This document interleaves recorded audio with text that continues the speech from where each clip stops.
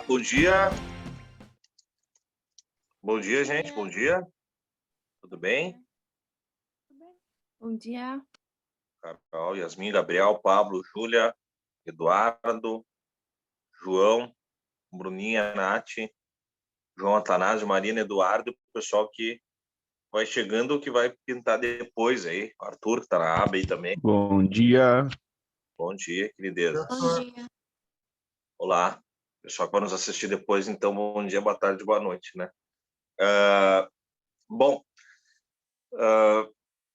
antes da gente começar a falar sobre o nosso conteúdo, né? Eu estou abrindo o material aqui naquela segunda tela, enquanto ele vai abrindo. Alguém tem dúvidas sobre o simulado, gente? Eu vi que alguns tinham dúvida e tal, alguém me chamou. Alguém tem dúvidas sobre o simulado do final de semana?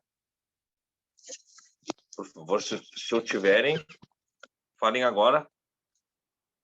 Não necessariamente calem-se para sempre, podem me chamar depois e a gente tirar no inbox, não tem problema. Mas se alguém quiser aproveitar a oportunidade, é uma boa. Alguém? Ô, Não? senhor, Diga, meu amor. se tiver algum problema e tu não puder fazer, assim, tem que tirar da lista ou é só te avisar e tá tudo Me certo? avisa, me avisa. É só para eu ter o controle depois da correção, que aqueles que não puderem fazer depois terão um momento de segunda onda no decorrer da semana. Ninguém fica alijado de não poder fazer, alguma coisa assim. É só para eu poder ter um controle assim nominal, tá? Então só me dá um toque, ó. Eu até mesmo no sábado pela manhã, assim.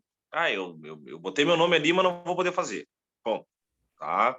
Não tem mistério nenhum, não tem nenhum tipo de prejuízo nem nada nesse sentido, tá? Gente, enquanto vai abrindo meu material, ele está um pouco lento no meu computador, por isso até, né, um simulado de redação. Sim, Gabriel, a redação de simulado é uma redação à parte. A prova de simulado, ela é uma simulação, então ela não entra nunca em nenhuma codificação de conteúdo e nem de redação, tá? Isso é muito importante que se diga. Mais alguma dúvida? Não? Então tá. Bom, galera, olha só. A gente estava no Platão, né? Não, Bruninha, é no fim de agora, tá? E no fim de que vem tem outro. Mas no fim de agora tem simulado já, tá? Conforme a lista ali. No fim de que vem tem outro, depois, no mês que vem. Aí é julho, agosto, setembro outro, outubro outro. Aí fecham os 4. A partir das 14, Marina, acho que é 14 que eu botei, tenho quase certeza, está ali naquele texto, mas eu acho que é 14, tá? Então, tipo, uns minutos antes das 14 eu entro no grupo ali, já anuncio, papapá, aqueles que estão na lista eu chamo no inbox e começo a mandar as provas. Por isso é importante a lista, saber quem está na lista. Só vai receber quem está na lista. Por quê? Ou mesmo eu boto no grupo, a prova não tem problema botar no grupo, o que eu não vou botar é o gabarito. O gabarito, sim, quem quiser gabarito, eu vou mandar só no inbox, para a gente poder fazer uma correção ordeira disso, né? Então, se tu não fez a prova ali, tu tem o gabarito e tal, não tem graça, né? E aí o gabarito ele só é disponibilizado o de sábado no domingo, de domingo na segunda, e aí só depois de segunda é que eu vou liberar o gabarito geral. Mas, via de regra,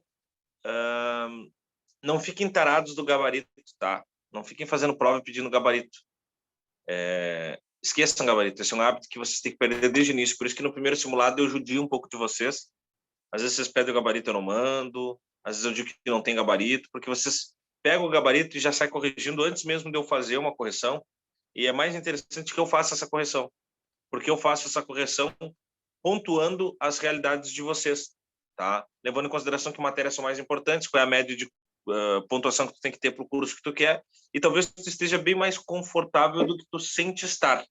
Só que quando tu vê que tu não vai bem no primeiro dia, ou que alguma disciplina tu patifofu, tu já começa a bater biela, tá? Então, para evitar isso, tentem não se preocupar com gabaritos, tá? O gabarito não é o mais importante, importante é o desempenho. O gabarito é uma estratégia de jogo de resultado, tá? Bom, mais alguma dúvida?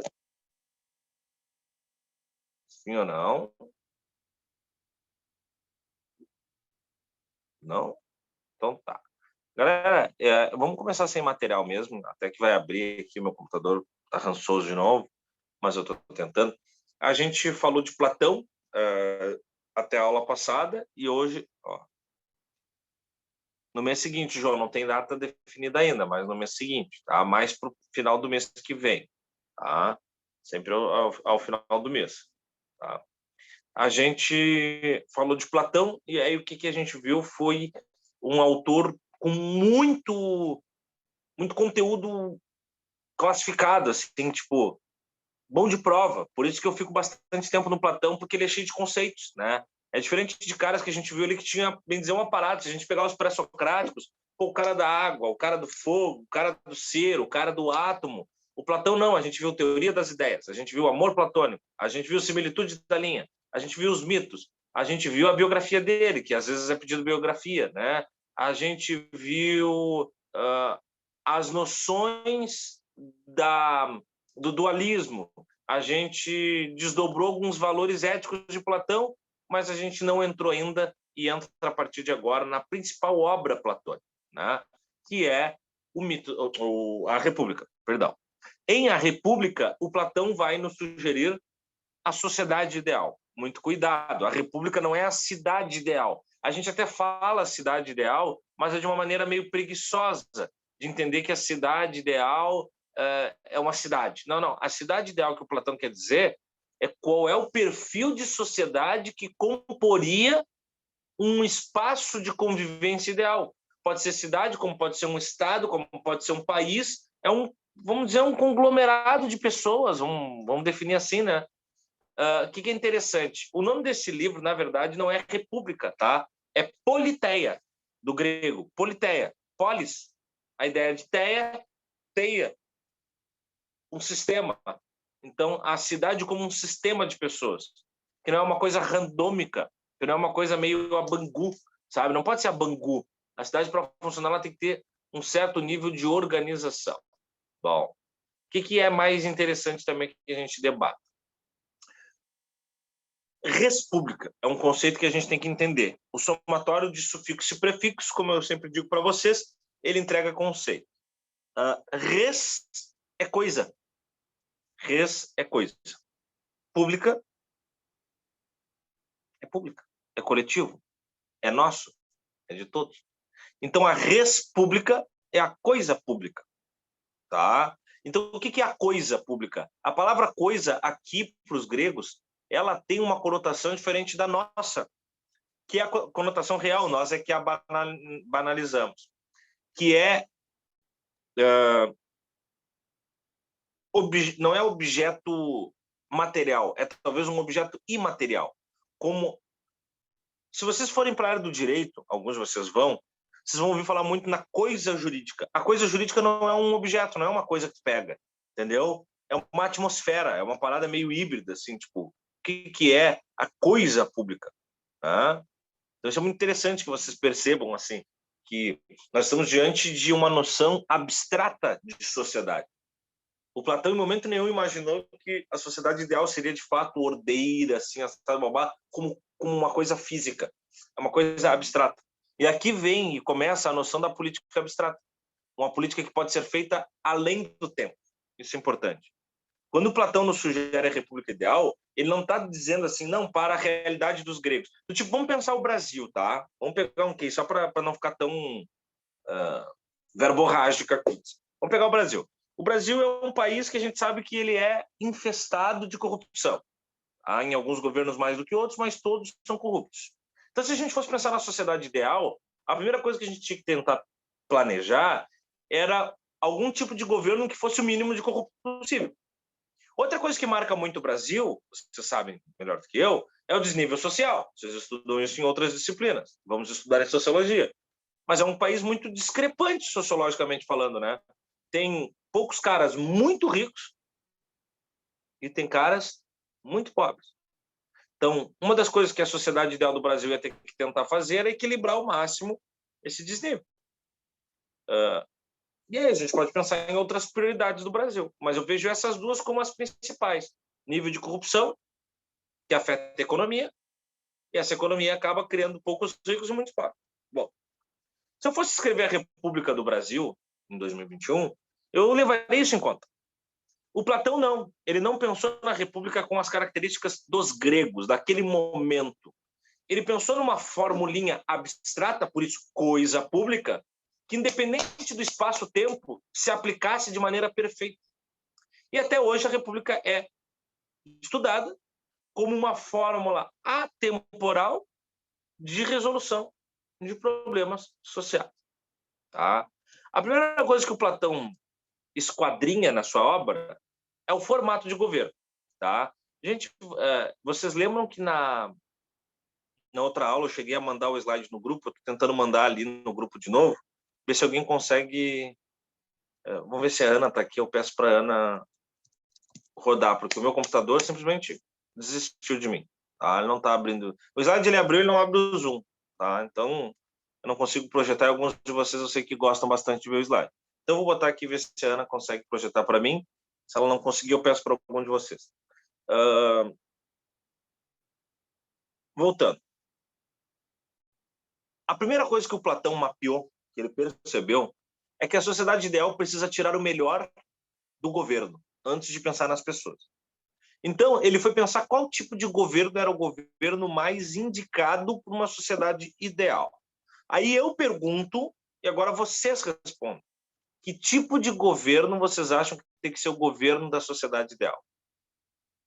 O modelo de governo. Ele é com rei, ele é com presidente, enfim, né, tem múltiplas formas. Qual é a forma?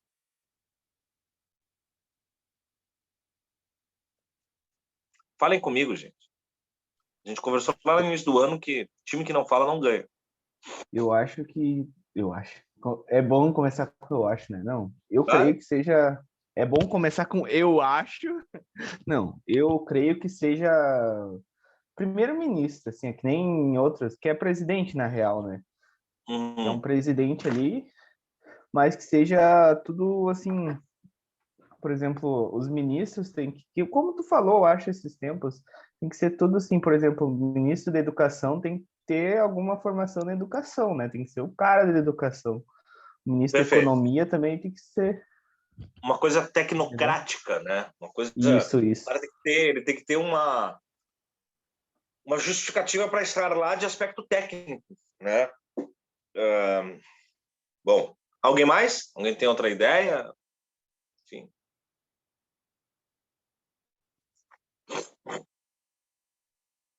Não?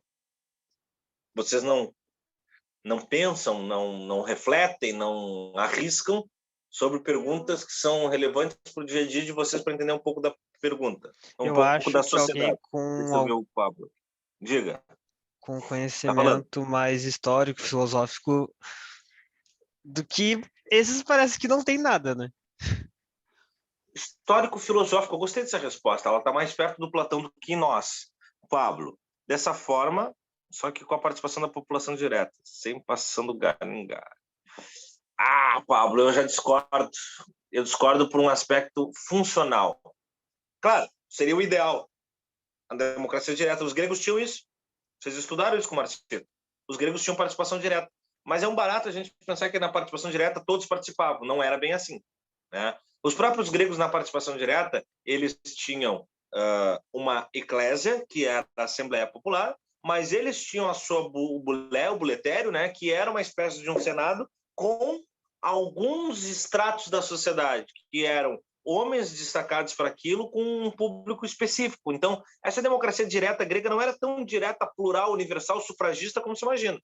No nosso caso, seria impossível por um aspecto quantitativo e não mais qualitativo, como os gregos propunham. Os gregos diziam que mulheres, estrangeiros, que menores de idade, que escravos, e que, dependendo da polis, homens que nem serviço militar tivessem feito, não tinham direito a voto. Tinha polis que somente os filhos da alta casta eram considerados cidadãos. Então, o conceito de cidadania já era, por si só, uma blindagem para definir que uma pequena aristocracia faria uso dos direitos políticos para a definição do futuro da sociedade. Porém, no nosso caso, não é assim de qualificar o público votante, é quantificar. Imagina, são 210 milhões de pessoas no Brasil. Para que seja um direito universal, todos têm que ter direito a votar. Inclusive analfabetos, inclusive estrangeiros radicados aqui, diferente do que os gregos imaginavam já há bastante tempo, mulheres, todas as etnias, né? Os índios, os negros, enfim, os brancos. Você imagina que cada lei... Sabe quantos projetos de lei são apresentados por dia no parlamento? Se a gente pegar só na Câmara Municipal, nós temos mais de 10 por dia. Se pegar na Câmara Estadual, são mais de 20, 30 por dia. Se nós pegarmos na Câmara Federal, isso dilata para quase 100 por dia. Aí vamos dizer, cada 100 projetos apresentados por dia na Câmara Federal, teria que todo o povo brasileiro votar em cada um deles para saber o que a maioria aprovaria. Então, eu acho que, quantitativamente falando, esses plebiscitos seriam impossíveis, inviáveis, inegociáveis. Então, eu não vejo que isso funcionaria. Claro, repito, se a nossa sociedade fosse menor, talvez sim, mas não é o caso. Olha aqui, a Bruna diz, representantes que têm experiência e estudo em determinadas áreas, um professor bem qualificado como ministro da Educação, por exemplo. Aí tu está falando, Bruna, da tecnocracia proposta pelo Eduardo. Era o que o Pitágoras queria, por exemplo, e o Platão vai ficar mais ou menos por aí. Mais ou menos. O Pablo, exato, não é viável dar esse direito a membros que não têm ideia de onde cai a chuva. Faz sentido. Pois é, olha só. Qual é que é o grande problema, Pablo? O grande problema é que a gente faz o seguinte, a gente escolhe nessa representação, nessa democracia representativa que nós temos hoje, sujeitos políticos que nos representem, que não têm a qualidade técnica para aquilo. Saca? Quer ver uma coisa? Alguns de vocês podem ser a favor, e tudo bem, e isso faz parte da democracia, eu sou contra, como professor. O tal do homeschooling. Vocês sabem do que eu estou falando ou não? Eduardo sabe, Carol não sabe, Pablo não sabe. Os demais não sei se sabem porque não falam e não ligam as câmeras conforme eu pedi, mas tudo bem. O Gabriel não sabe. Homeschooling, Gabriel, é o ensino em casa. Tá? O que é o ensino em casa? Existe um pensamento político de uma linha liberal de que as escolas são ambientes de doutrina que estão infestadas de politização e que são somente núcleos de doutrinação dos alunos, tá? Para que esses alunos sejam militantes de movimentos políticos Y ou X. Nessa linha liberal, especialmente defendida por neoliberais, como o Partido Novo, por exemplo, eles entendem que tem que ser legítimo direito dos pais educarem os filhos em casa ou contratarem professores particulares para educar os filhos em casa e isso contar como colégio. O deputado Fábio Oster propôs isso na Câmara Estadual, na Assembleia Legislativa, perdão, e isso bateu, não foi aprovado, bateu de novo, foi aprovado. Agora o governador Eduardo Leite vai sancionar para ver se passa ou não. Deixa eu só ver aqui mais alguns recados que chegam para continuar minha historinha. Acho que deveria ter representantes mais variados. A maioria são homens brancos da mesma classe social. Se fosse mais diversificado, visaria as necessidades de mais pessoas, me diz a Marina. Marina, perfeito. Nesse ponto tu é perfeita e já vou te provocar sobre isso. Eu só vou terminar a história do homeschooling só para a gente entender um pouco a falta da tecnocracia. Os deputados aprovaram. O projeto dele diz assim, se o governador sancionar. A Carol está no colégio. Eu sou pai da Carol e eu não quero que a Carol vá para o colégio. Só que eu tenho que matricular ela no colégio. Então, eu matriculo a Carol no colégio público ou privado. Matriculei, mas eu quero ensinar ela em casa. Então, Carol, tu não vai para o colégio, tu vai ficar em casa, está matriculado no colégio, mas eu serei o teu professor, eu pai. Só que eu tenho que respeitar a BNCC, que é a Base Nacional do Currículo do Ensino Médio. Então, eu, pai, tenho que te dar geografia, história, matemática, português, física, química, educação física, sociologia, filosofia, língua estrangeira, história, geografia e literatura. Pergunto para vocês, algum pai de vocês tem habilidade para ser um bom professor em todas essas disciplinas? Evidentemente que não. Eu não conheço esse super-homem. Eu não conheço. Eu falei isso para o deputado, eu não conheço nenhum pai que teria essa qualidade. Só que quem vai aplicar a prova em vocês não é o pai, óbvio, e nem o professor particular, é o Estado. Essa prova é quase como um vestibular, universal. Aí eu pergunto, isso vai te deixar melhor qualificado tecnicamente do que uma escola ou mais frágil para fazer essa prova? Frágil, mas eu acho que, tipo, a escola não é nem só pelo conteúdo, é pela, tipo, socialização, tu trabalhar em grupo Perfeito. também. E aí tu perde cheguei, totalmente isso. Perfeito, Carol. Eu nem cheguei nesse argumento ainda com o cara. Tô lá no primeiro bloco e o deputado Thiago Simon, parece muito semelhante ao meu nome, né? Eu sou o Thiago Simon, ele é o Thiago Simon, mas não confunda. PMDB. Ele defendeu com unhas e dentes. Eu levei ele e um amigo meu, que era aí de Lajeado, foi secretário de Lajeado, que é o Douglas Sandri, do Partido Novo. É o primeiro suplente na Assembleia. Para serem favoráveis à ideia. Levei outras pessoas para serem contra. Os caras, os dois, defenderam a ideia de que os pais têm que ter esse direito. Mas quando eu perguntei se eles matriculariam seus filhos, os dois disseram que não. Não matriculariam seus filhos nessa condição. Porque entendem que ela não é boa o suficiente. Quando eu perguntei ao deputado Thiago Simon como é que funcionaria a sociabilização dos alunos, ele me disse que funcionaria em matricular os alunos, os filhos, em clubes, tipo a Sojipa, o Grêmio Náutico União, fazer esporte, sacou? Aí eu disse para ele, só um pouquinho, então isso é só para a elite da sociedade. Porque quem é que é pobre que pode se matricular na Sojipa, cara? Outra coisa, deputado, se eu for pagar R$50 uma hora aula para um professor, é uma hora aula média, não é o bicho, mas tá aceitável pelo mercado hoje. Se eu for dar aula em casa particular para o meu filho, eu tenho que dar no mínimo 4 períodos por dia, para ele ter uma qualidade de estudo.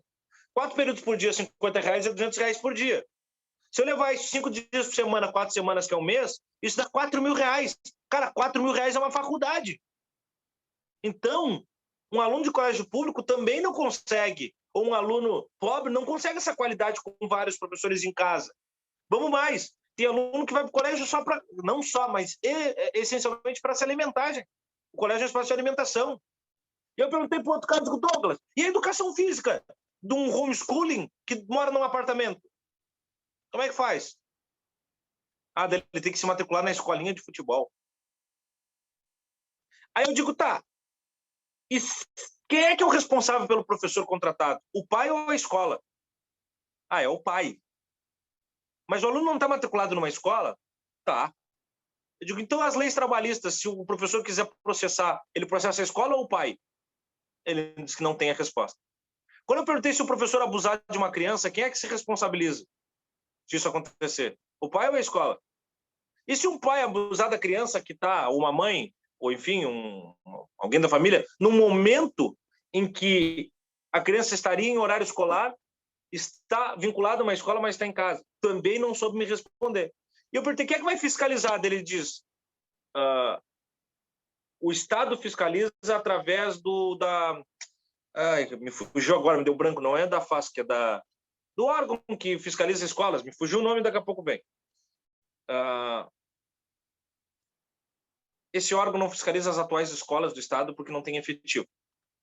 Aí eu pergunto, quantas famílias vocês planejaram mais ou menos nesse estudo do projeto de lei que serão famílias que têm capacidade de operar o homeschooling no Estado?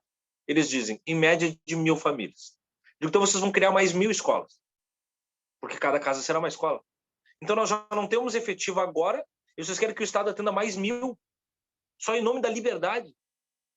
Ele disse, Thiago, tu estás fazendo perguntas que eu não tenho as respostas. Essas respostas virão com o tempo.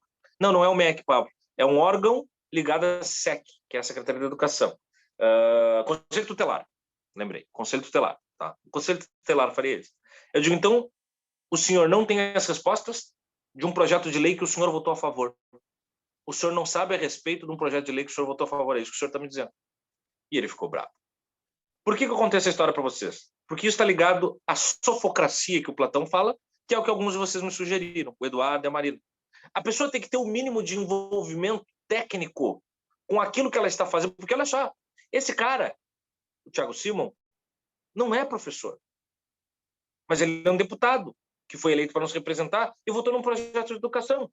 Assim como eu não sou da agricultura, e se eu fosse deputado ou senador, eu teria que votar sobre agricultura ou sobre saúde, e eu sou um educador e um jornalista, mas vamos pensar.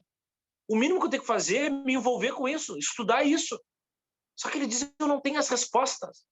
Ele não pode dar uma entrevista num programa de TV sem ter as respostas de algo que ele disse, eu sou favorável.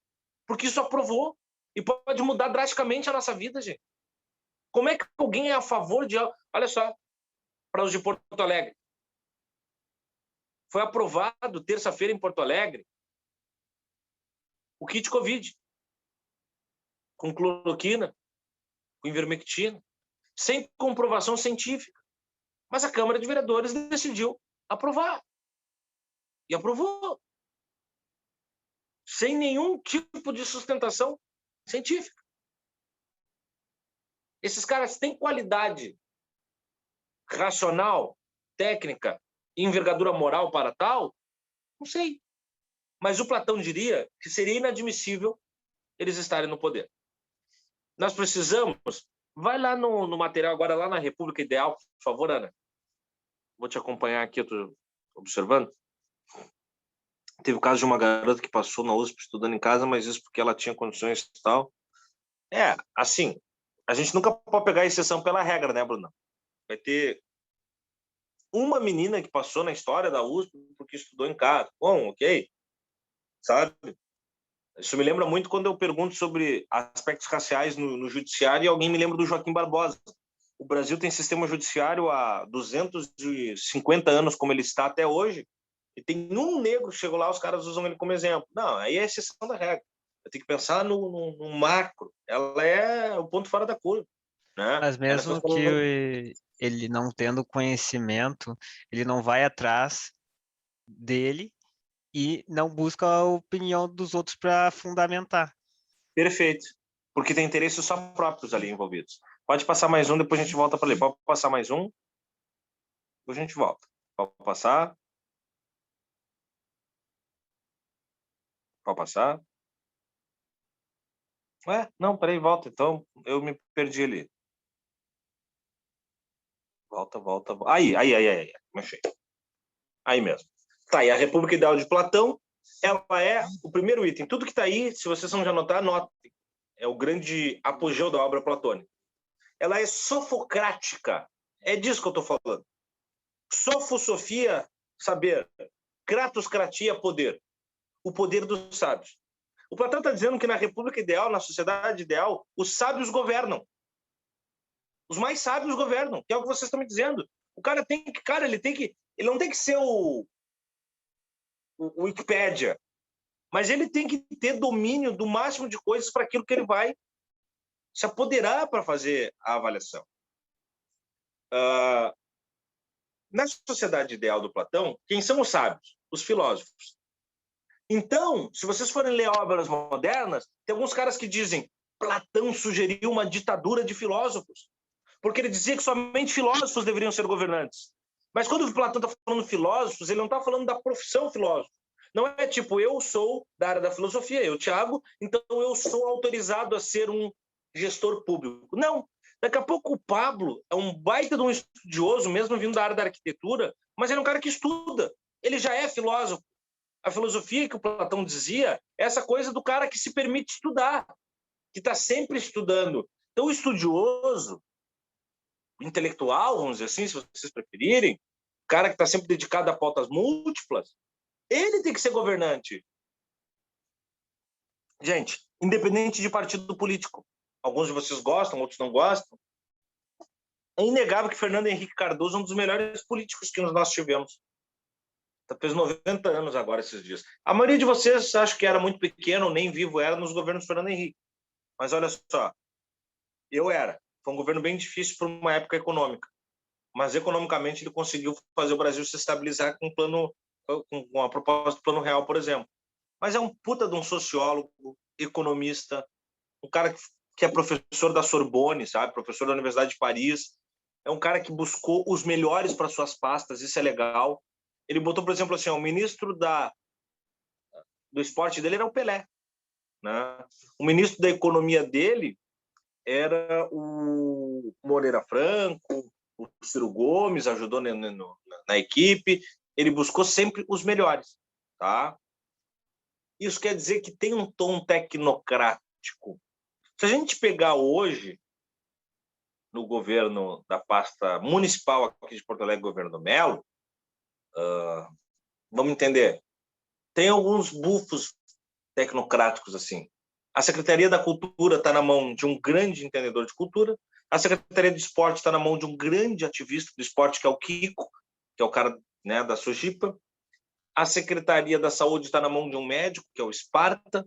A Secretaria de Habitação está na mão de um jornalista, comunicador, que é o André Machado, mas um cara que estudou muito isso, que foi filho do Dilamar Machado, que foi um senador e um diplomata ligado a essa área, estudou bastante o tema. Então, se cercou de caras certos para as vagas certas. E o governo sofocrático do nosso amigo Platão é isso. Ou a pessoa certa para tudo, ou as pessoas certas para suas áreas. Quando eu digo isso, eu já te dei 2 dicas. O Platão não gosta de democracia. Eu já tinha te dito isso. Então, a sofocracia platônica, ela é ou monárquica ou aristocrática. O que é a monarquia? Mono é um governa. Um cabeção governa. O cara governa. Quem é o cara hoje para governar o Brasil? Se o Brasil fosse para ser um reinado, se nós tivéssemos que ter um rei, ou só um presidente sem parlamento, quem é que seria o cara? Não precisamos dizer. Mas, repito sim, Gabriel, na República Platônica, ou é monárquico, ou é aristocrático o estilo de governo. Não é democrático. Senhor, mas não é sofocrático? Sim, a sofocracia é o perfil, tá? É a roupa.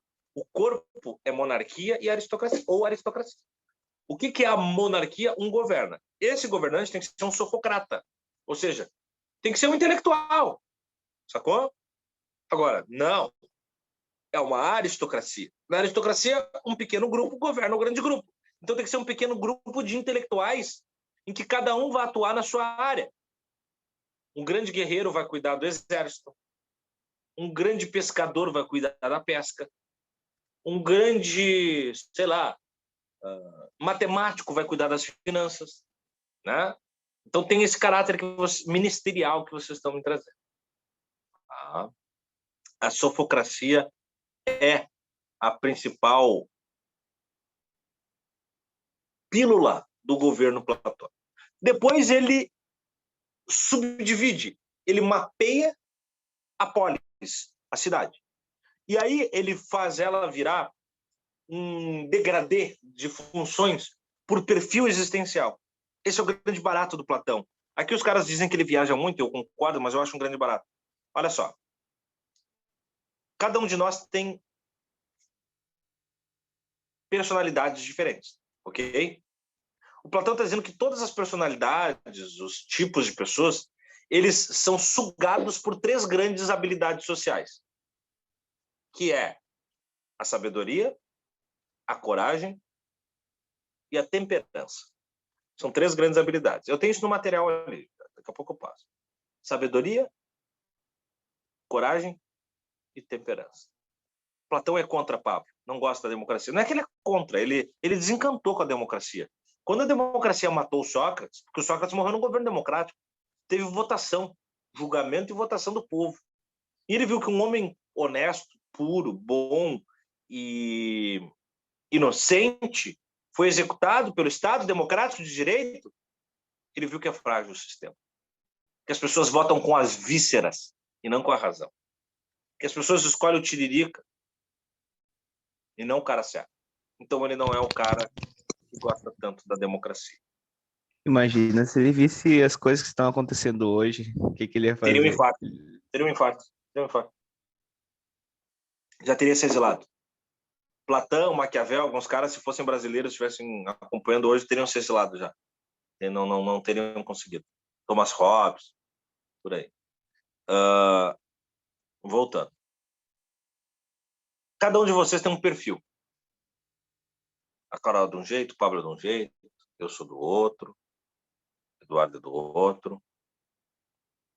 Só que cada um de nós pode ser sugado para um desses 3 grandes eixos de habilidade.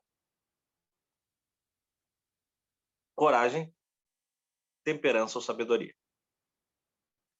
Temperança, para quem não sabe, é uma espécie de prudência relacional, é uma espécie de paciência, é uma espécie de controle das relações sociais. É uma pessoa que se relaciona muito bem, que tem bom trato, que sabe escapar das armadilhas de convivência. Não é fácil. O Platão está dizendo que, se você for assim, você tem que se dedicar ao comércio. Quem trabalha com comércio vai entender. Você tem que ser muito temperante no comércio. O cara te xinga, o cara exige, o outro pergunta 1000 vezes a mesma coisa, outro não sei o quê, e tu está ali atendendo, com paciência, com calma, né? O cliente tem razão, veja bem, etc. Quem é corajoso tem que se dedicar à segurança pública, patrimonial e social, ao exército. Tem que ser guarda, soldado, militar. E quem é sábio tem que ser governante. Ponto. Então, Platão está dizendo que são 3 grandes perfis na sociedade ideal, cada uma atende a um pré-requisito de sociedade. Então, para Platão, só 3 tipos de pessoas interessam na sociedade ideal. As que se percebem sábias, corajosas ou temperantes. Essas 3 pessoas se dividem em 3 funções. Ele dividiu que nem a alma. Lembra que ele dividiu a alma em 3 no mito do cocheiro? A razão, os sentimentos, e lá no baixo ventre, o ímpeto, o desejo. As pessoas que não se consideram nenhuma das 3, o que ele acha? Estão banidas da sociedade ideal. Tipo os poetas. Ele diz que sociedade ideal não precisa de poeta. Platão odeia a poesia. Ele ama a poesia e odeia a poesia. É engraçado. Ele diz que a poesia é fundamental para a educação de crianças, como texto. Mas que a poesia é um risco, porque a poesia é um simulacro. O que é um simulacro? É a cópia. Só que ele diz que o mundo que a gente vive é o mundo das aparências, que já é uma cópia. E o mundo das ideias é o mundo real. Então, Platão diz que quando eu escrevo uma poesia, ou pinto um quadro de uma árvore, eu escrevo uma poesia sobre o Eduardo, eu já estou copiando uma cópia. Então, é a cópia da cópia. E a cópia da cópia não é confiável. Então, quando eu pinto um quadro de uma árvore, não é confiável. Quando eu escrevo sobre uma pessoa, não é confiável. Porque é uma versão parcial e nunca real. Ela é subjetiva demais porque ela é cópia da cópia. Bom. Mas, senhor, eu não sei se eu sou sábio, temperante ou corajoso. Ele diz que um dos 3 você é. Você só tem que identificar. E se não consegue identificar, dá vazar e dá espaço que nós vamos montar o lugar ideal de se viver. É isso que o Platão diz. Tá? Só que nessa sociedade ideal, tem alguns bufos que os modernos entendem como um Platão comunista. E, de fato, ele é. Não comunista como a gente entende o comunismo econômico de Karl Marx, de Engels, de Feuerbach, enfim. O comunismo na asepsia da palavra, comuna, comum. Ele diz que a sociedade ideal ela é comum, é tudo igual para todo mundo. Então ele propõe que os casamentos sejam coletivos na sociedade ideal, que não tenham núcleos familiares. Ele diz que o problema do núcleo familiar, papai, mamãe, filhinho, filhinha, é que um núcleo pode se destacar e o outro não. E com isso um fica mais rico e o outro mais pobre, e aí nasce o desnivelamento social. Então, se for um casamento coletivo, tipo, todo mundo é de todo mundo, não tiverem matrimônios, propriamente falando, ou forem matrimônios múltiplos, a chance de haver um equilíbrio econômico é maior. Porque os provedores, tipo, o homem que vai ganhar essa grana, ele vai equilibrar várias famílias. Assim, os filhos não são filhos de casais e de famílias, mas filhos da sociedade, criados e amparados pelo Estado. Então, eu nunca vou dar um skate para o meu filho, se eu não puder dar para todas as crianças do bairro. Então, quando eu quero dar um skate no Natal para o meu filho, eu me reuniria com os pais do bairro e nós daríamos skate para todos os filhos. Seria meio comunista a coisa. Mas ele diz que o quê? Isso não geraria descontentes com o Estado. Porque o Estado ideal é o Estado patriótico. O Estado patriótico, para você gerar um sentimento de amor ao Estado que você pertence, você necessita se sentir representado por ele. Só que se o Pablo tem um skate e eu não tenho, eu já fico com raiva do Estado. Porque eu vejo que o Estado esqueceu de mim. Então, todo mundo é igual. Com isso, Platão, como bom filósofo grego que era, os filósofos tinham muito isso, eles desconsideram o sexo como algo que tem que ser priorizado pelo homem. O sexo é só para a reprodução. Ele não pode ser usado como fonte de prazer. Porque o prazer atrapalha o homem sábio. Porque quando eu me preocupo com o prazer, eu esqueço de dever. O prazer é um vício, o dever é um compromisso. Então, o Platão diz que o sexo só tem que ser normatizado no teor heterossexual para a reprodução. Diferentemente do Aristóteles, que vai dizer que o Platão está errado em tudo, mas tudo bem. Sobre saúde, o Platão criou, se vocês quiserem botar aí como metáfora, o SUS. Há 2.400 anos. Ele criou o SUS. Ele diz, a sociedade ideal tem que ter um sistema de saúde em que o Estado é o provedor da saúde das pessoas. Porém, ele alerta. O Estado só vai dar conta de casos graves de saúde. Por exemplo, Pablo está com uma unha encravada. Ele vai para o hospital. Eu, como médico, digo, pode ir para casa e cuida da tua unha encravada.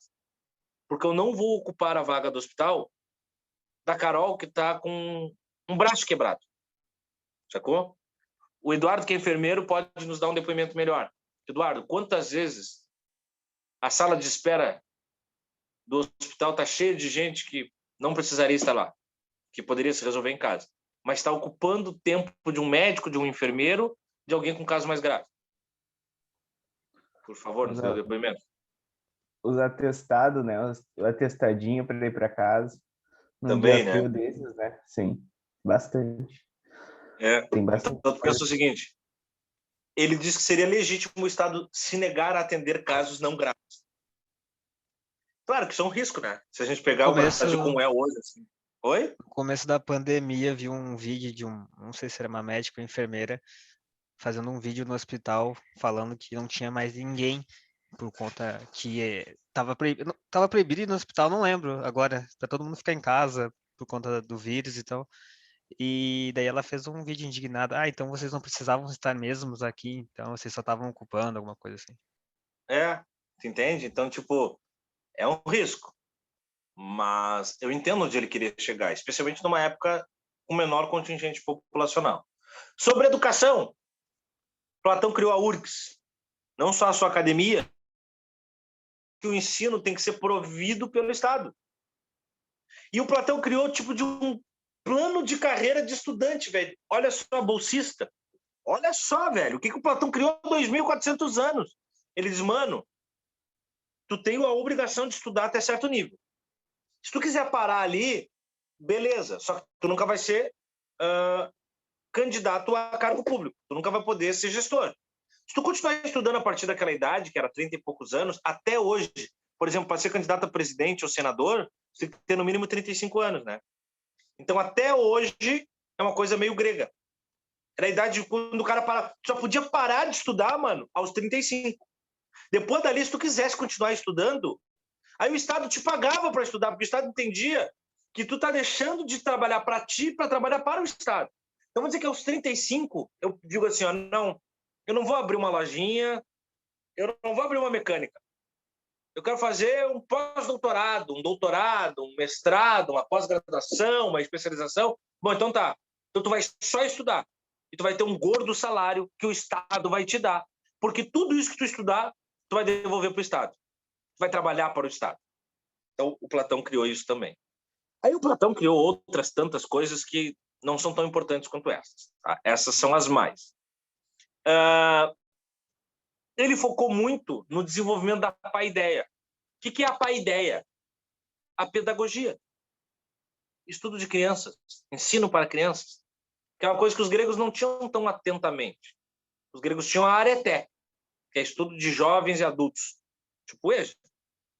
E os gregos tinham o ensino militar, que aí pode ser para jovens e adultos, mas que era para formar guerreiros. Eles não. Há um caráter lúdico educacional que tem que estar voltado para crianças, que não é ensinar astronomia para uma criança. Olha só, cara, coisa que nós fazemos hoje errado. Tu pega uma criança do 5ª série, uma criança da 4ª série, o nego está estudando biologia, matemática, papapá. Isso é importante? É, mas não como a gente passa conteudistamente. As crianças têm que ter noção do espaço-tempo, do mundo, do universo que estão inseridas. E por isso, então, elas têm que desenvolver aspectos físicos, por isso muita educação física, ginástica, saúde do corpo, como aspectos notórios. a arte, a sensibilidade, o ensinamento moral. Isso é mais importante. Então, se o nosso ensino fosse platônico, na 4ª série as crianças teriam aula de ética no lugar da aula de física. Não, a física até teria, porque ele pensa no espaço-tempo, mas no lugar, sei lá, da aula de matemática ou de história. Deixa para estudar história um pouquinho mais para frente. Mas primeiro se entende como um sujeito de direitos e deveres. Platão diria que uma criança deveria estudar, por exemplo, e aí eu concordo drasticamente, claro, ele não falou isso, mas uma leitura técnica de Platão sugeriria hoje educação financeira para a criança. Eu concordo. As crianças são treinadas pela sociedade capital para consumirem, e nunca para economizarem, e nunca para administrarem, e nunca para se compreenderem como agentes provedores, e nunca para se compreenderem como agentes compartilhadores.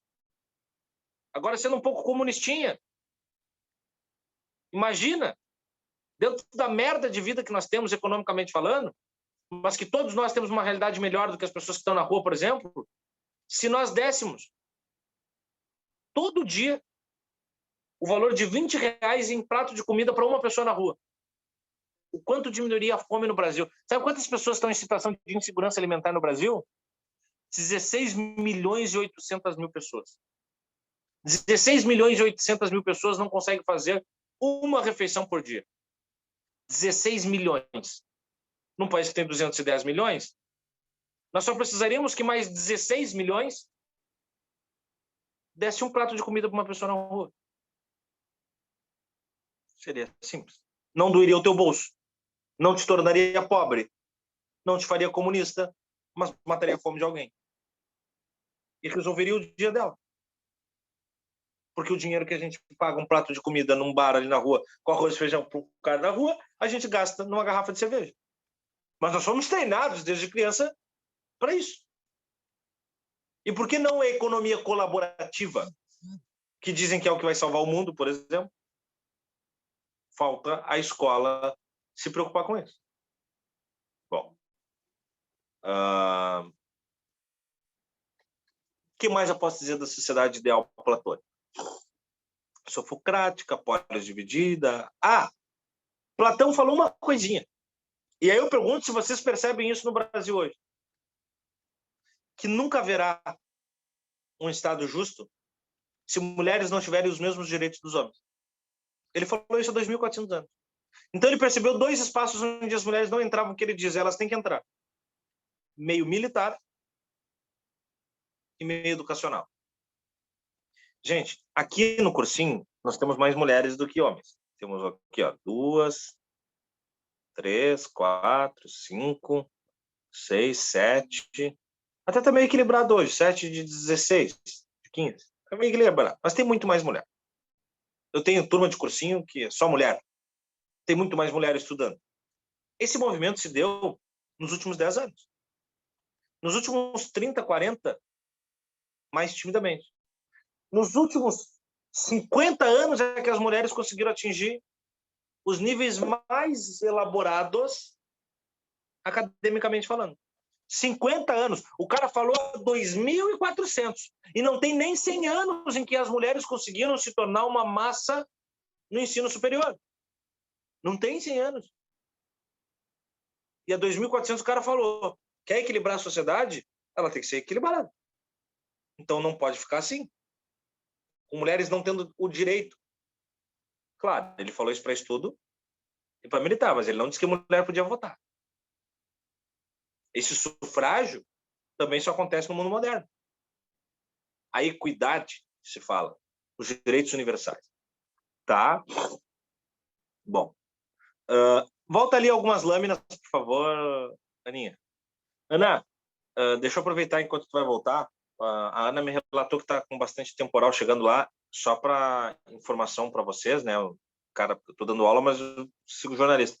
Eu acabei de receber aqui um aviso da Defesa Civil que está se armando um perigoso temporal nas principais regiões do estado, tá? Bem perigoso mesmo, assim. Então, fiquem alertas aí, né? Cuidado. Então, a Defesa Civil alertando a população a seguir as recomendações de sempre de temporais bem cabulosos, né? Não transitar na rua, se abrigar em local seguro, etc, etc, etc. Dito isso, tomem cuidado. E, Ana, eu não consigo ficar como backup porque eu estou pelo celular. Mas se tiver algum aluno que possa se oferecer para ficar como backup caso falte tua luz, por favor, se aponte que ela bota como backup, porque nós temos sempre 2 backups, mas às vezes a gente tinha necessidade de 3 para salvar a aula para o pessoal da noite. Então, se tiver algum aluno que possa ficar de backup para receber nossa aula, diga para a Ana, por favor, e aí ela bota aí como gravador terceiro. Voltando lá. Tá, não, pode passar. Os mitos a gente viu na aula passada. Pode ir para frente. Para frente. Aí. O que mais aparece na República de Platão? A primeira coisa, o que está bem lá em cima, chamado de sumo bem. O sumo bem é a síntese da obra platônica. O que o Platão está dizendo para a gente no sumo bem? Que toda educação que nós temos na escola, etc., etc., ela tem que se voltar para uma coisa: fazer de você a melhor pessoa que puder. Então, todo o conhecimento que tu tem, o Pablo é intelectual, o Eduardo tira as melhores notas, a Carol sabe de tudo. Tá, mas eu pergunto, o que vocês fizeram com esse conhecimento? Eu passei em primeiro do vestibular. Eu construí uma máquina que me deu dinheiro, uma startup, não sei o quê. Tá, mas vocês se tornaram pessoas melhores? Justas, corretas, boas, éticas? Vocês devolveram para a sociedade? Vocês fizeram bem? Não. Então não adiantou de nada o ensino de vocês. O ensino só tem sentido, o conhecimento só tem sentido se ele projetar o sumo bem. O que é o sumo bem? É vender, vamos dizer assim, comprar e vender o conhecimento como um serviço prestado à sociedade. Então, o estágio da hierarquia do conhecimento máximo é a ideia do bem. Quando eu tomo o conhecimento do bem, do bom, correto e justo, eu não mais o rejeito, como me trouxe Sócrates. Eu posso só ensinar também, sem dúvida, Gabriel. Eu posso só roubar uma caneta se ninguém nunca me contou que roubar uma caneta é errado. A partir do momento que me dizem que roubar uma caneta é errado, eu não posso mais roubar essa caneta, porque daí eu já tenho o conhecimento do que é certo. Se eu tenho o conhecimento do certo, eu não posso praticar o errado. Então, cara, por que eu digo que crimes do colarinho branco deveriam ser os punidos com mais rigor? Os crimes do colarinho branco, para quem não sabe, são os crimes políticos. Corrupção, desvio, improbidade. Porque esses caras, eles estudaram o suficiente para saber que é errado. Eles têm noção do errado e do certo. É diferente de uma pessoa ignorante, que muitas vezes fica confuso isso para ela. Tá? Então, o Platão pensava muito nisso. Ele dizia que o pior crime é a tirania, que não existe crime pior do que a tirania. A gente viu ali no mito de Er, que eu contei para vocês, que o Er, quando volta do limbo que ele estava, ele diz, né? Existe o céu, os Campos Elíseos e o inferno, que é o Tártaro. E para o Tártaro, aí acontece meio que o inferno de Dante Alighieri, que é o quê? Várias punições para crimes diferentes, pecados diferentes, se você preferir. E a pior delas, a mais dolorida, a mais foda, era para tiranos, ditadores. Por que o Platão criou esse medo da tirania? Para os caras não serem tiranos. Por quê? Porque ele sabe que se tu for um tirano, tu é o mais filha da puta. Não é porque tu tá só fazendo mal para as pessoas, porque tu chegou naquele cargo na sofocracia. Ou seja, tu é sábio o suficiente para fazer o bem, mas tu prefere fazer o mal e prejudicar a vida das pessoas. Não é por ignorância. É por maldade. Então, o Platão diz que todo o conhecimento que tu cria, que tu adquire, que tu desenvolve, tem que ser para criar ferramentas do bem, da justiça, da correção, da solidariedade.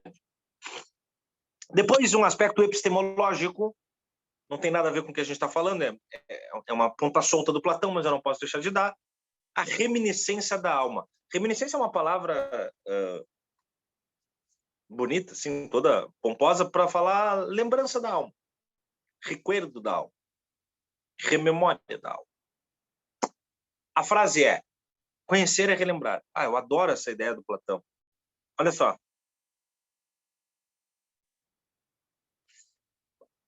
Aula passada de física ou de matemática, os guris passaram fórmulas para vocês, cálculos, ok? Vamos dizer que vocês aprenderam a fórmula de Bhaskara na aula passada. Vamos ensaiar assim. Alguém sabe me dizer a fórmula de Bhaskara?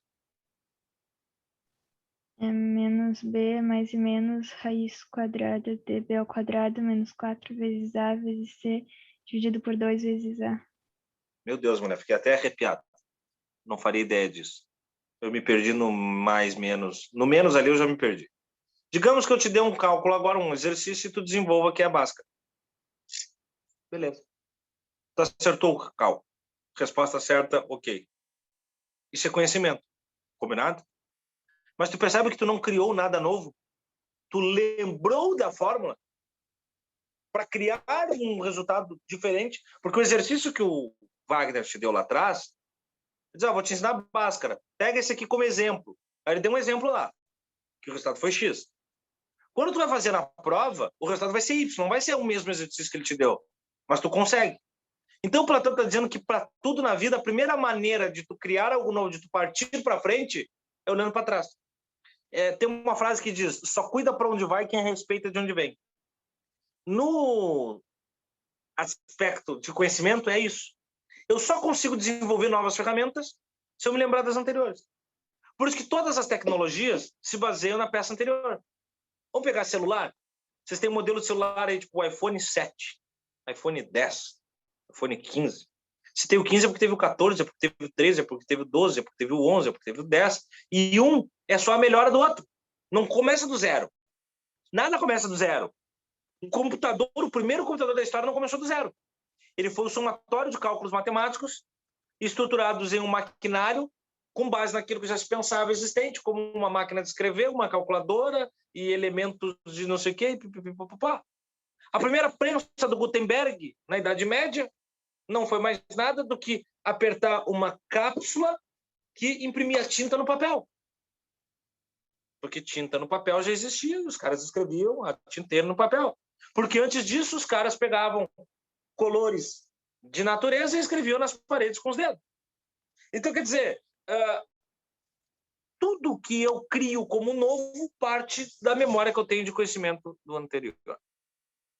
É muito legal. Conhecer é relembrar.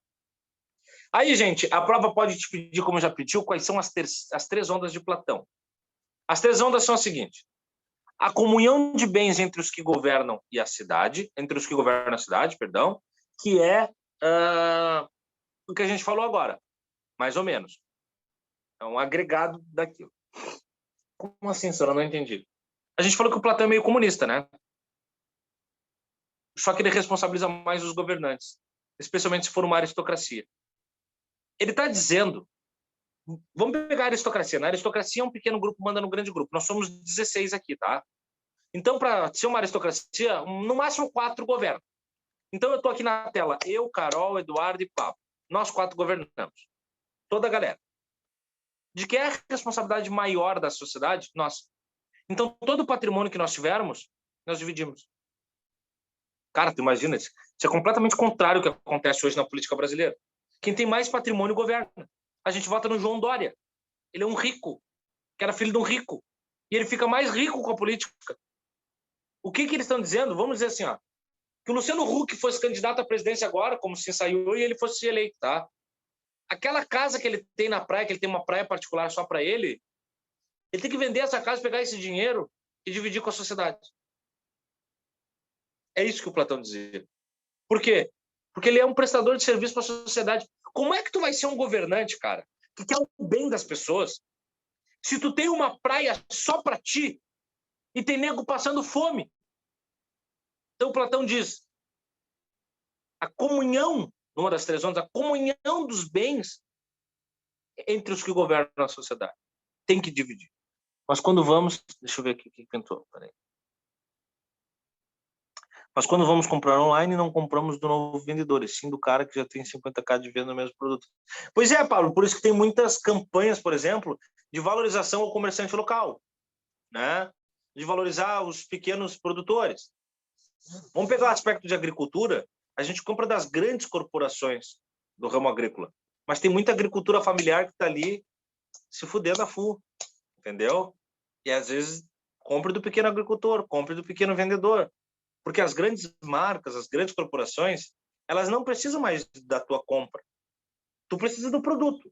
E o produto que eles vão te dar é igual, ou pelo menos semelhante ao produto que está ali do lado. Tu entende? Que é de alguém que faz a diferença que ela venda ali. Né? Então, tem muito disso, assim. Bom, tá. Igualdade entre homens e mulheres no governo e na guerra, isso eu falei, né? As mulheres podem se estudar, podem, ao estudar, gerir a sociedade e podem ir para o exército. Só que ele diz também, atenção, mulheres, assim como os homens, vocês têm os mesmos compromissos que os militares. Os militares, homens e mulheres, não têm direito a constituir família. Mulheres, então, que forem da lide militar, não podem engravidar e não podem ter maridos, assim como os homens não podem ter esposas. Não pode ter nem casa, nem carro, nem nada. Claro que carro ele não falou. Isso aí eu estou metaforizando. Imagina, o Platão falar em carro há 2.400 anos. Tipo os Flintstones, né? O que ele quis dizer com isso, gente? Se tu adquirir patrimônio ou constituir família, tu fica mais covarde e tu precisa ser corajoso e corajosa para uma guerra. Vamos entender? Digamos que nós somos um exército agora e explodiu uma guerra e nós vamos para a guerra, tá? E tu tem que estar lá na linha de frente da guerra agora, uma lança para lutar. Só que tu lembra que tu tem um namorado ou uma namorada em casa. Tu quer voltar para essa pessoa? Tu sente saudade. Aí no meio da guerra tu vê as pessoas morrendo, tu fica com medo porque tu quer voltar. Ou se tu tem um filho, ou se tu quer engravidar, né? Ou se tu tem uma casa recém-comprada, um patrimônio, tu diz, pô, eu quero desfrutar disso, eu não quero morrer aqui. Então tu fica vacilante na guerra, né? Vacilante na guerra.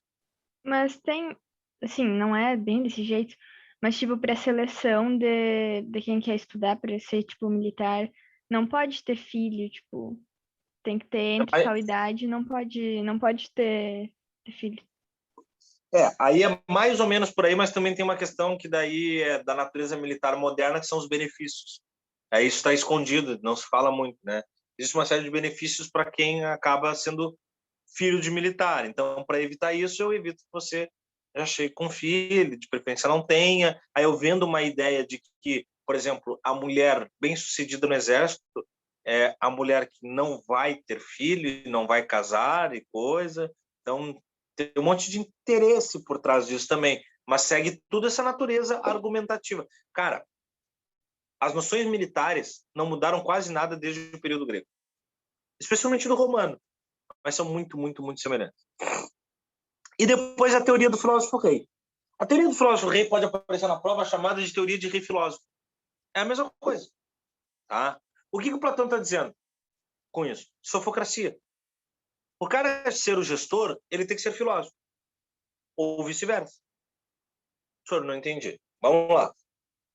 Eu sou filósofo, tá? Eu faculdade de filosofia. É professor de filosofia, mas vamos dizer que eu sou filósofo.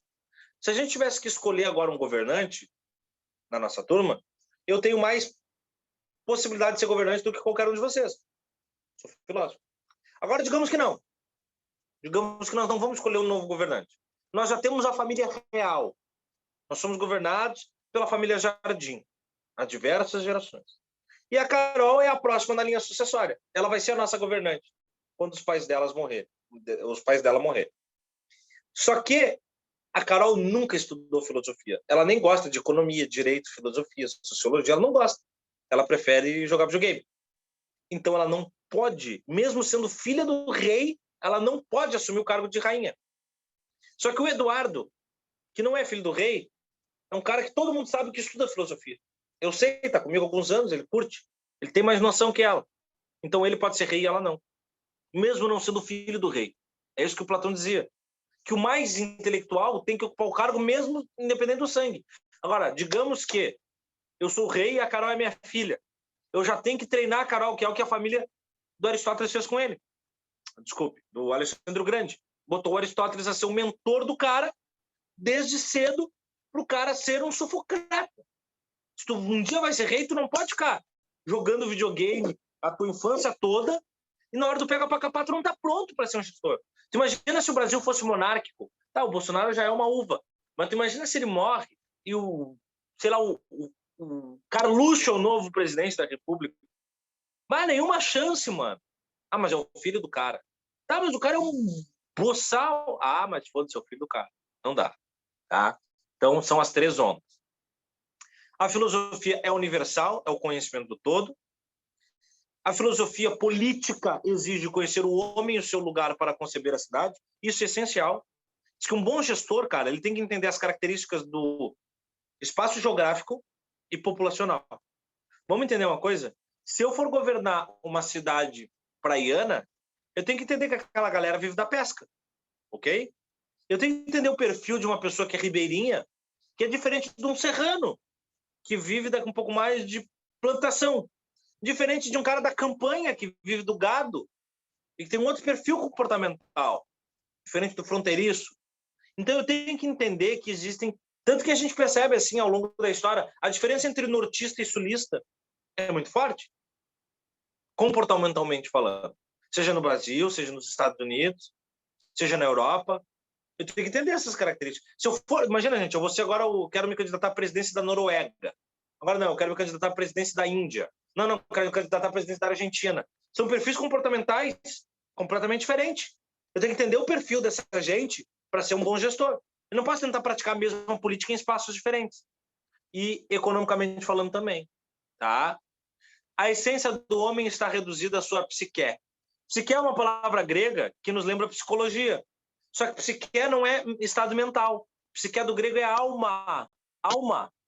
Então, perceba que quando vocês estudam psicologia ou vão na psicóloga, vocês não estão tratando da cabeça como ela parece ser.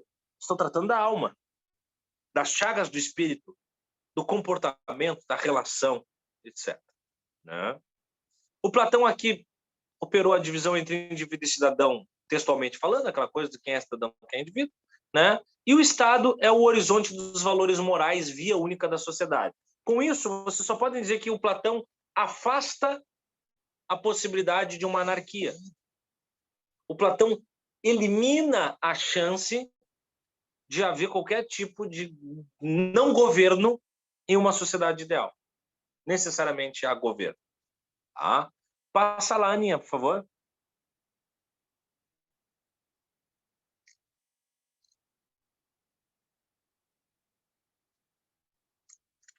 Estamos chegando ao final do Platão.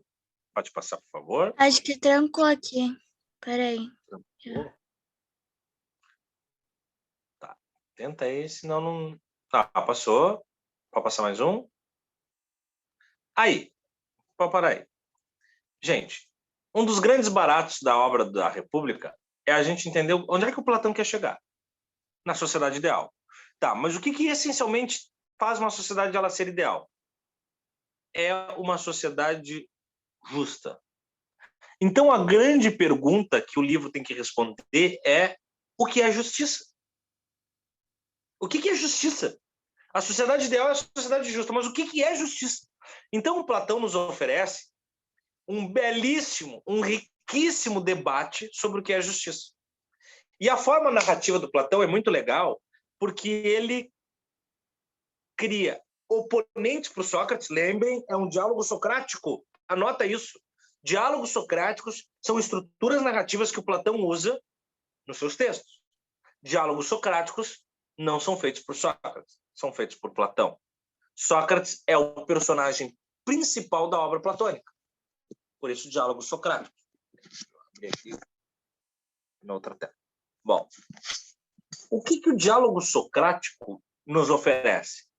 Uma maneira de se envolver com o texto em que o Sócrates, em primeira pessoa, conversa com interlocutores e torna o texto mais fluido. Porque se eu me sentir o Sócrates, é como se eu conversasse com alguém para entender onde o Platão quer chegar. Então ele coloca o Sócrates, em diálogo com diversos caras para entender o que é justiça. E lá vai o Sócrates. Ele conversa, ele está numa... O Sócrates está numa festa. O que é o diálogo socrático? Claro, Yasmin, vamos lá. O diálogo socrático é uma estrutura narrativa, ou um expediente, ou uma ferramenta narrativa, usada pelo Platão para narrar trechos dos livros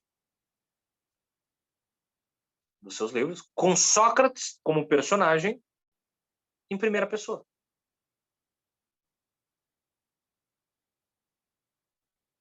Ah, se tu não anotou, manda de novo.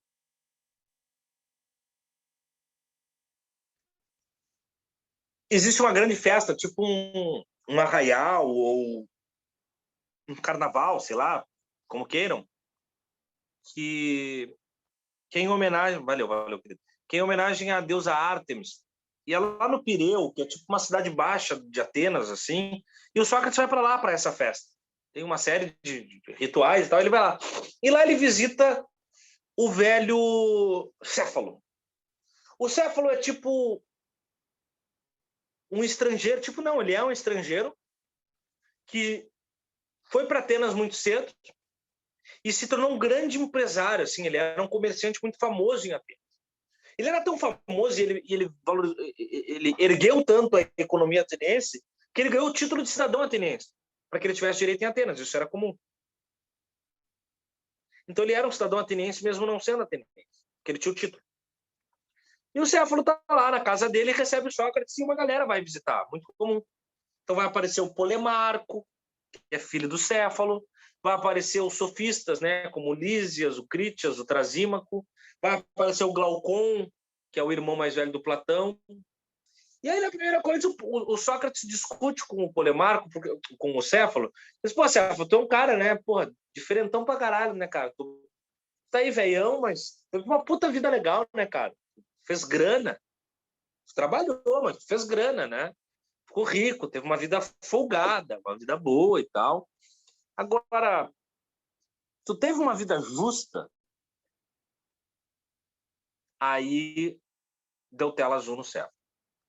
Pô, o que é uma vida justa dele? Não. Uma vida boa dele. Uma vida justa é uma vida boa? Ou uma vida boa é uma vida justa? Aí o Sócrates assim, mas o que é uma vida boa? E o que é justiça? Justiça é viver na virtude? Aí o Polemarco, eu tô com o Polemarco, mas o Céfalo responde, vida boa é a vida justa. E justiça é dar a si o que é seu. Eu trabalhei, por isso eu ganhei. Se tu não trabalhou, tu não ganhou. Isso é justo. Ele quase que imputou na sua resposta a tal da meritocracia. Sócrates diz, se justiça é ter para si aquilo que é seu, se eu te emprestar uma adaga, tu me devolve?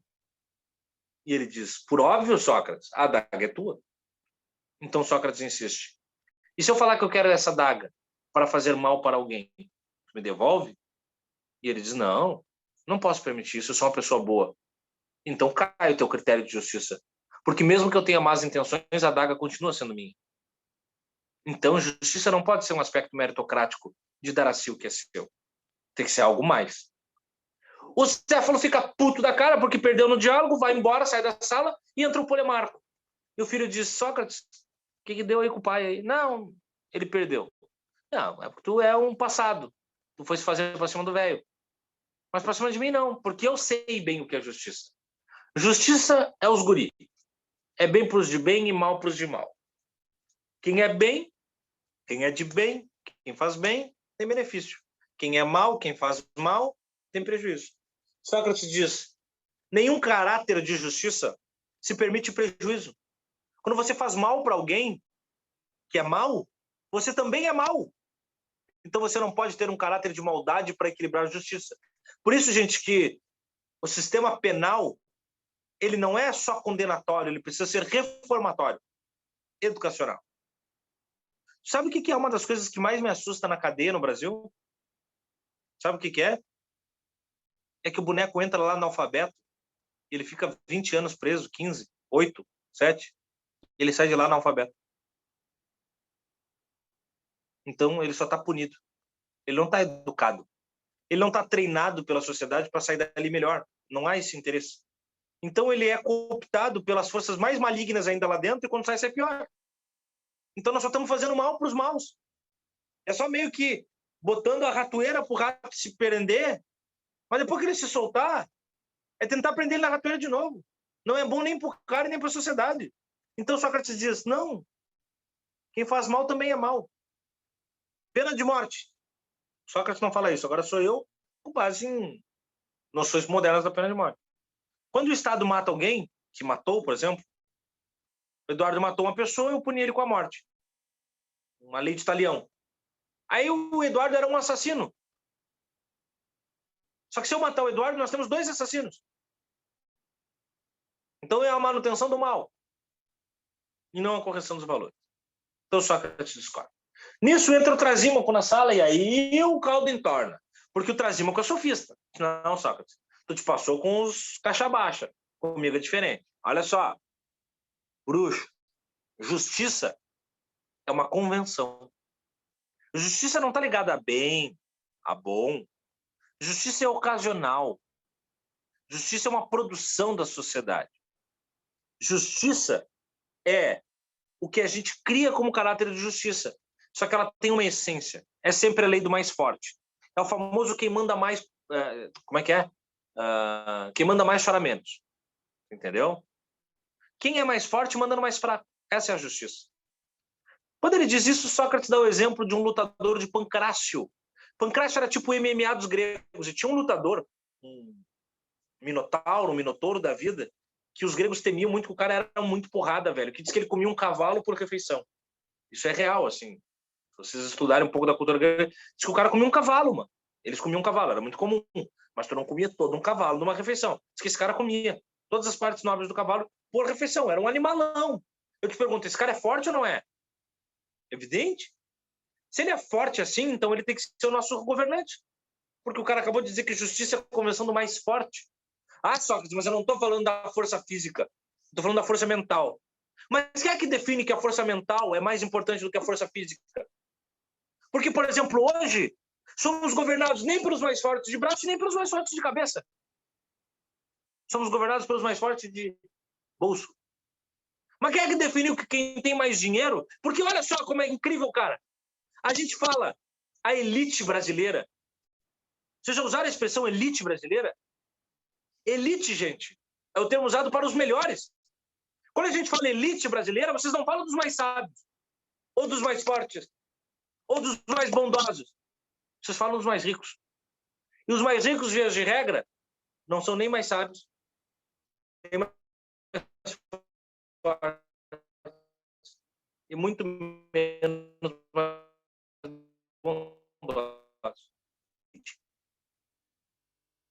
Sócrates derruba esse argumento e surge o último argumento para acabar nessa aula, que é o do irmão do Platão, o Glaucon, que diz: Sócrates, nós não somos justos porque não há justiça na natureza humana. Nós só somos bons porque somos obrigados a ser bons. O Sócrates diz: justifique. E Glaucon apresenta o mito do anel de Giges, para ilustrar. Aquele que eu apresentei para vocês, em que o cara era um cara bom, fica invisível e vira um cara mau. O que ele está querendo dizer? Que quando as leis não nos punem, nós somos maus. Que eu só respeito as leis pelo medo de ser punido por elas. Então eu sou bom por ação. Só sou bom por obrigação. Eu só não, sei lá, roubo uma banana no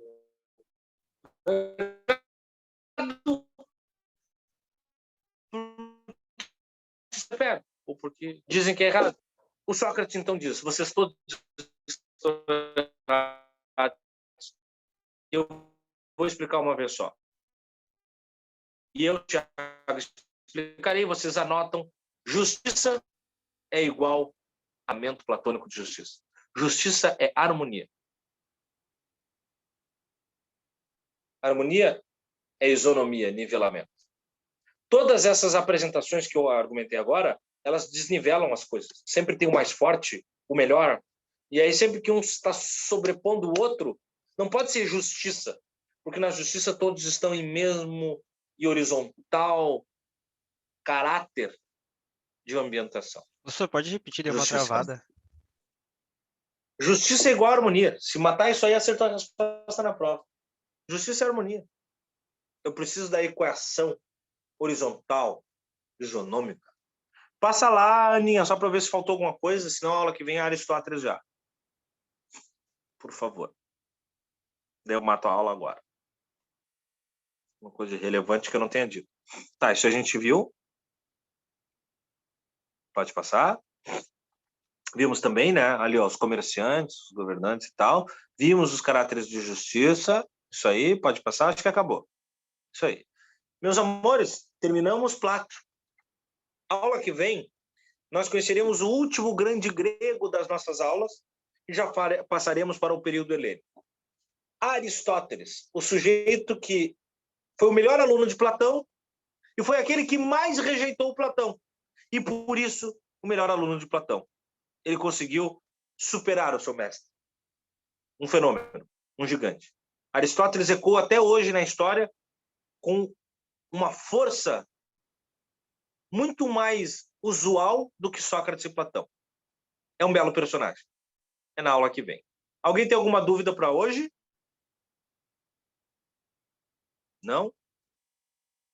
Então, muito obrigado pela companhia. Sempre bom estar junto de vocês. Aula que vem nós vamos de Aristóteles. Final de semana tem simulado. Qualquer coisa me chamem no inbox. Vamos conversando, vamos trocando figurinha. Estamos no caminho. Beijo para vocês aí e bom restinho de semana. Tchau, gente. Valeu. Tchau, Sor. Tchau, Sor. Tchau, tchau. Até semana que vem.